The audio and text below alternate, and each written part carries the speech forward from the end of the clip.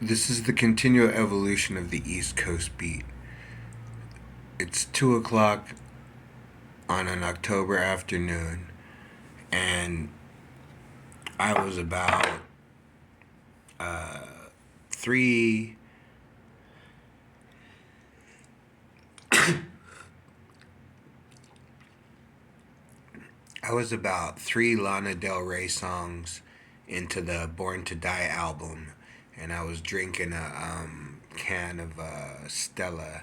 I don't normally drink. It's probably been like 2 or 3 years since I've had a drink, and I was drinking a Stella, listening to the Born to Die album, and looking at the mountains that border the northern part of my little town that I live in. Well, not little town, but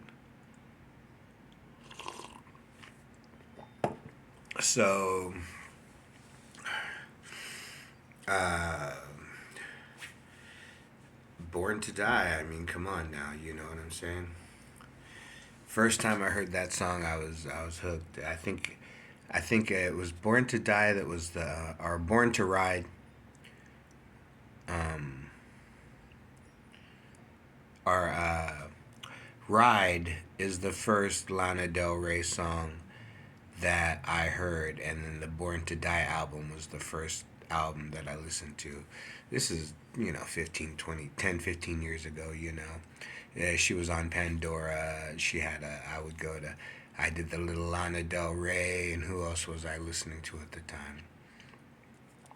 Uh, this girl I can't remember, she's like a little jazzy blues singer, and Lords, and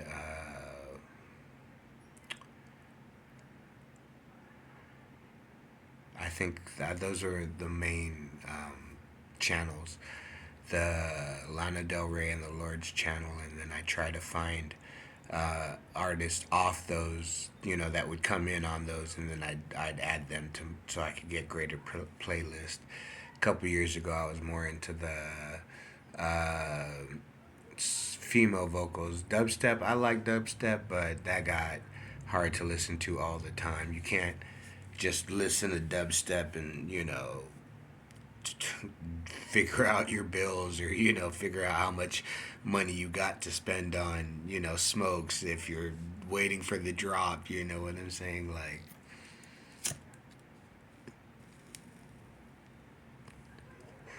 so I listened to dubstep and chill step for a little bit, YouTube stuff. Couple songs I really liked was that Zed, Blue Zed, or something like that. I'm on Fire, or something like that. A couple songs back during that time I liked. Burn, Lights. I like those songs, particularly the remixes. Same thing, like I like Bjork, and then I like the Bjork remixes. I remember first time I listened. Bjork is hard to listen to because I can't listen to it all the time, but every now and then I'll find myself sitting in my apartment, Google or YouTube searching Bjork old Bjork albums because I can't even remember the names of the albums. But over the years, I picked up a couple albums and some songs I like. Possibly maybe I think is always one of my favorite songs to listen to every couple of years. You know.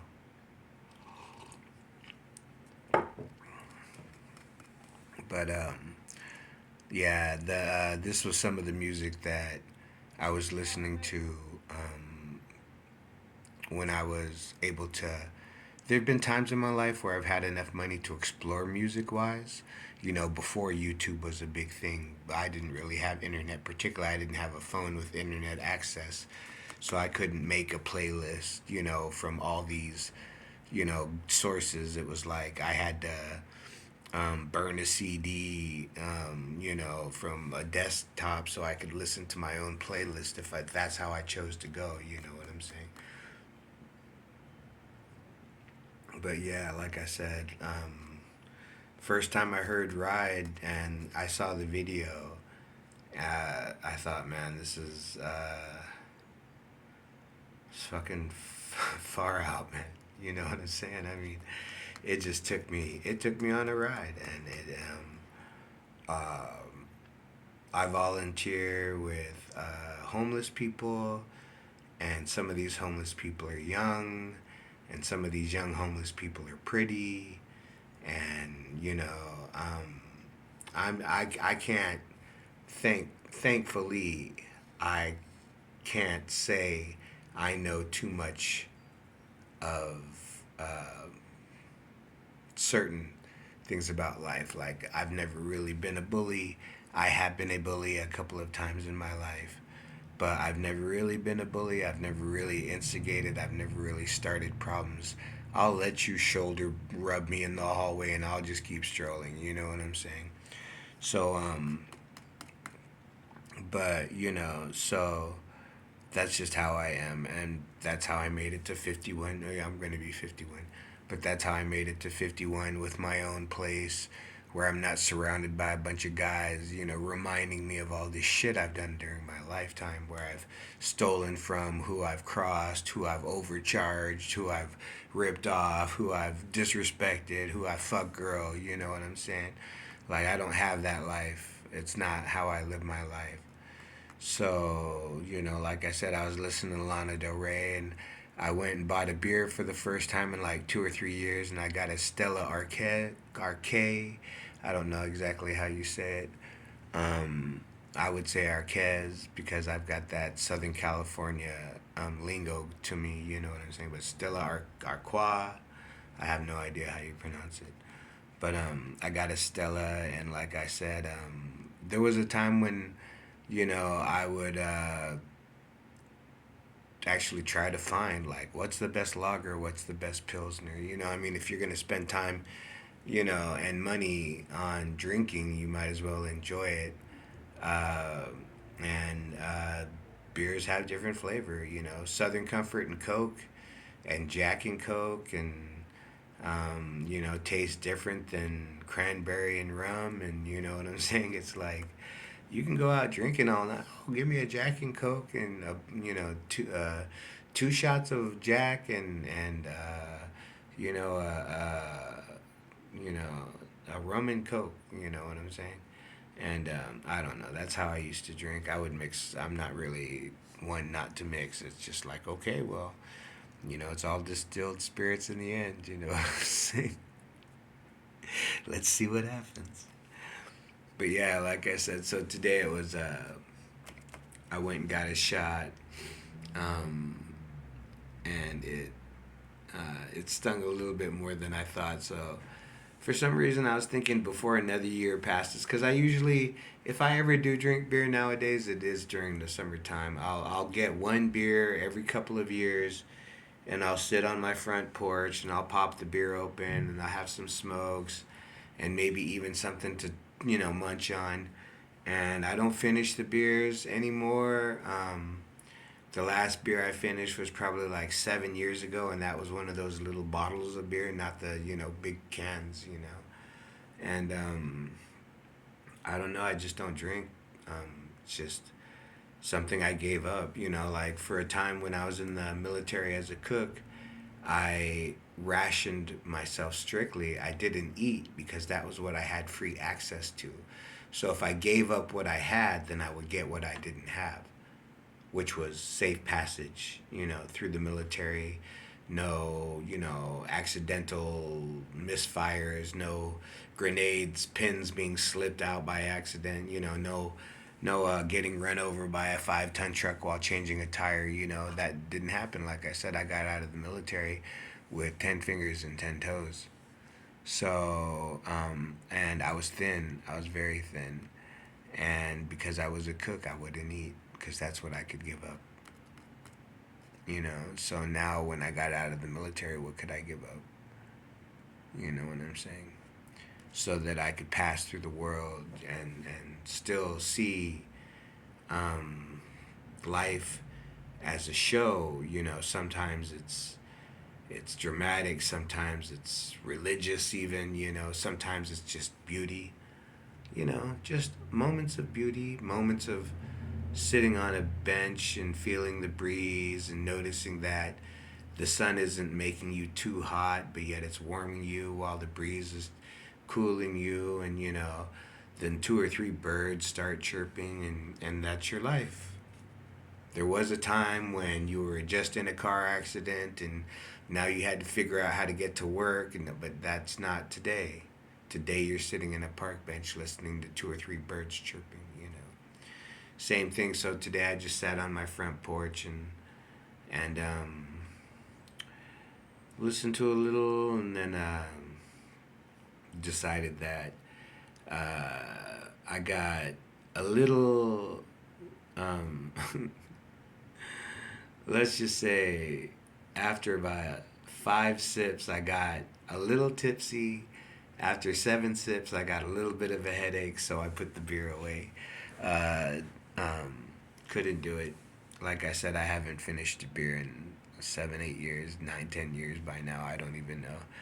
So it's just the way that it is, you know. Like I said, what will possibly happen in my lifetime, I have no idea. The mountain ranges that I'll see, the rivers that I'll cross, the cities that I'll have lunch in, you know what I'm saying? Or, go visit somebody that I met somehow and go, spend 2 weeks at their farm or something. Like I said, what's possible, considering from where I've come from and from what I've done, I can't say that anything's not possible. I've drank beers in castle walls. I've danced in dungeons. What can I say? You know, I've been up before the sun rose. You know what I'm saying? And didn't get to lay down until long after it went behind the mountains. To the east. You know what I'm saying? So, what is possible in life? I have no idea. What can I expect? I have no idea. I've always asked for better. I'm not afraid to ask for better if I feel that I put in the work. But for the last couple of years, I've gotten a little bit lazy. You know what I'm saying? So now I have to start putting in more effort again so that I can get something from it. You know what I'm saying? And I have no idea what that is. It could be travel, maybe I have no idea. But at my age, and you know, uh, take only pictures and leave only feet print. You know what I'm saying? It's just me and Mermaid. I got friend. I got a little special friend, and I got people that I know through the internet and stuff like that. But take only pictures and leave only footprint. 100 years, will somebody say something about me? No. But will somebody say something about life that I might say? Probably yes. I mean, times are changing. There was a time when people really wanted to own houses and own cars, and they were willing to do mortgages and work at the same bank for 40 years to make vice president. And those aren't today. That's not today, and that probably won't be tomorrow. And in today's economy, I'm not homeless. I don't have, a lot of capita, and I can't fly to Switzerland to go snowboarding for 3 weeks. Um, but I'm not homeless. I have, basic dental care. I get glasses every year, 2 years. I'm not starving. I didn't find these clothes on the street. So, and at the same time, I scored high enough to go to officer candidate school in the U.S. Army. I scored high enough to go to flight school and special forces school. So I don't consider myself of low intelligence. And if the best that I was able to do was not be homeless, um, times are tough. Not be homeless or in jail because of somebody else's politics. I remind myself that all the time when I'm, sitting cross-legged and thinking of things, I remind myself that I chose a lot of what I chose out of life, and it started at a young age. And when everybody was succeeding for doing things that I wouldn't allow myself to do, I don't know where they're at now, but I'm not homeless.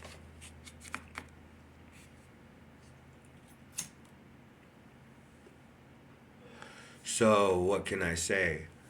Um, when keep your eyes open to the situation and realize that you're gonna do things out of respect for your family, out of respect for your community, your culture, your friendships. Um, you know, but then there's this ideal that you have of, if I could live my life my way, how would I live it? Sometimes you have to bow down to that.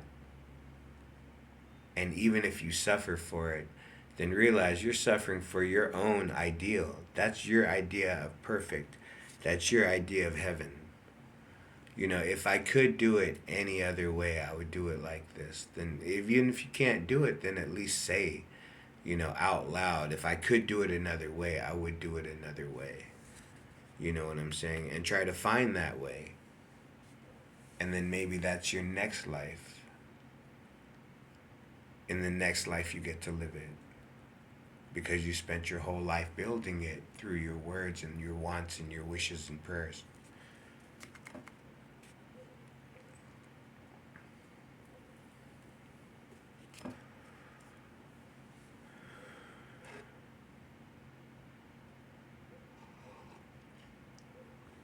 Like I said, there was a time when I was young, I wanted to travel the world. I wanted to be a soldier. I wanted to be a clown, an acrobat, a thief. I wanted to be a warrior. I wanted to be a hero. I wanted to be anything but common town folk. Anybody that plays D&D would understand what I mean by that. I don't mean that in reality. I mean that in a adventure sense. It's like I didn't want to just be some one hit person, one hit point, no skill having guy just walking the streets, kicking a chicken.